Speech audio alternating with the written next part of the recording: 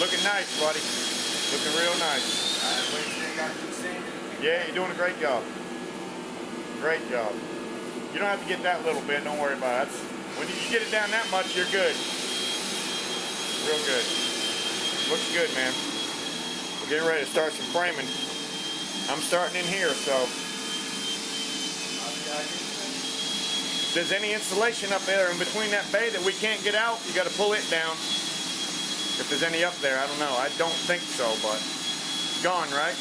Oh, gone. Good. All I wanted now is that's the only part of the floor is the closet. We can't get to this. I wish he hadn't have done that back there, but he did. So we're leaving these closets too because I don't think we want to be tearing them center walls out like that. They don't land on a rafter anywhere, so I don't like it. We're going to frame. And then we're going to fix that situation that we have on the outside. Check this out with me. Wait till you see what they did out here. This you'll find a little interesting. When they built the foundation frame, whatever you do, don't let them do this to your house. They built it hanging out. And when you build them things, you build them all the way up to the floor joists over your house. Mine at my house, they built it in so that the brick here is actually sits in behind this siding, so that when the water does hit it, or can't hit it, I should say, the water just runs down the siding and over it. This one here, they let it run out. So what we need to do in this situation, besides taking that whole wall down and moving it in 3 inches, is take these bottom few pieces of siding off. But they're not even nailed anyway, it's probably a rot. Take the bottom few pieces of siding off all around the whole house.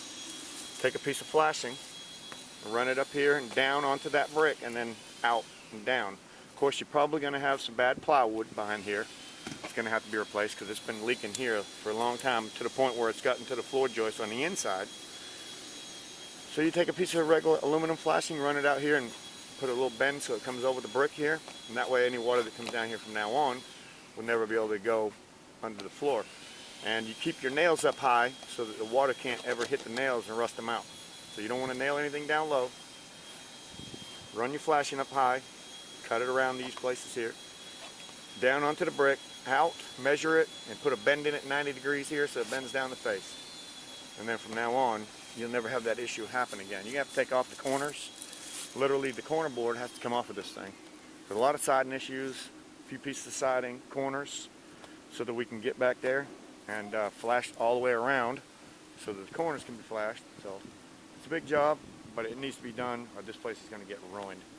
You can see this brick, it leans backwards, so that means that all the water that hits that brick, and it rains, you know, a lot, is going right back to the floor joist, and it's affecting them on the inside. I want to eliminate that problem. So you'll have some siding on there that's probably rotted. Change it out, put it back, fix it. If you don't fix it, you're not going to have anything to work with. So here we are. That's what we do. We're taking the floors out because we had coons living in this place. It's been empty for a while. Animals were living in here and having babies in here, and there were dead raccoons in here that got trapped. So this is where we're at. This is actually a double wide. You can see where the water has been coming on that flashing and coming in the house there. Excuse me, walking on floor joists, so it's a little shaky. Trying to do the best I can not to make you dizzy. All these exterior walls. This one's not too bad, but you can see where the water has been leaking inside of here. This is the exterior wall, see? That 2x6 band right there? And the brick right under it? That's what's going on. Water's coming in, running that brick out. Flashing on the outside will take care of that problem.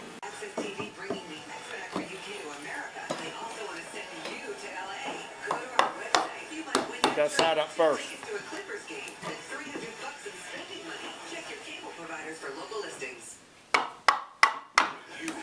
That raptor's on an angle. There you go. Uh-oh. Cut it. So what we're doing on the inside,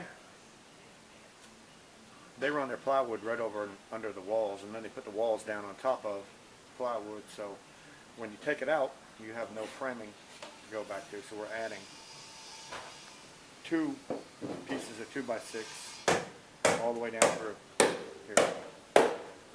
On the back side, we use treated because of that water penetration issue that we're going to take care of later. We don't want any more water coming down. And on the other side, which is the exterior wall, we use the treated and then a whitewood on the front.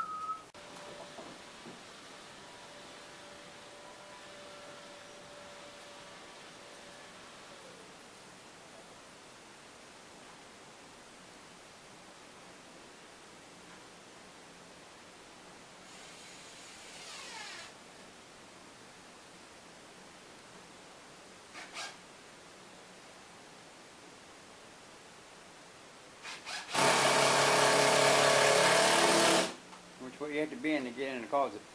Tight in here. Got it framed up, doesn't get the plywood in here. You got nothing nailed to. So, Yeah, and that nail to it means you're gonna fall through. yeah.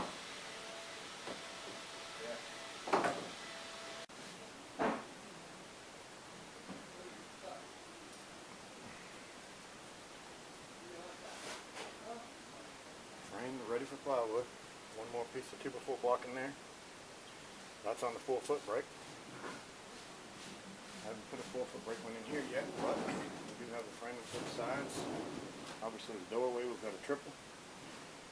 In the back. Didn't cut that out because it would make that wall float back there. No way to really good way to frame it back. So double the outsides. Bring everything out so that it's flush with the top of your floor joist here. And here you want your blocking to be flush. The back one won't matter so much if it don't go all the way up. No big deal. But you do want to make sure this front one comes all the way up. And if you have bolts where the trail's been put together, you can notch it. Just go around it and you're fine. The most important thing is keeping these all flush because your plywood's going to come over the top of these and you don't want your outside wall to be rippling up and down. So this is first bedroom finished. At least the framing part. Now when we come and put a 4-foot sheet of plywood in here, we'll be blocking the seams. So that's another thing we will be doing, is blocking the seams. But right now we're framing everything. Under all these walls need framing. Under all these walls need framing. So that we have something to nail our plywood to everywhere.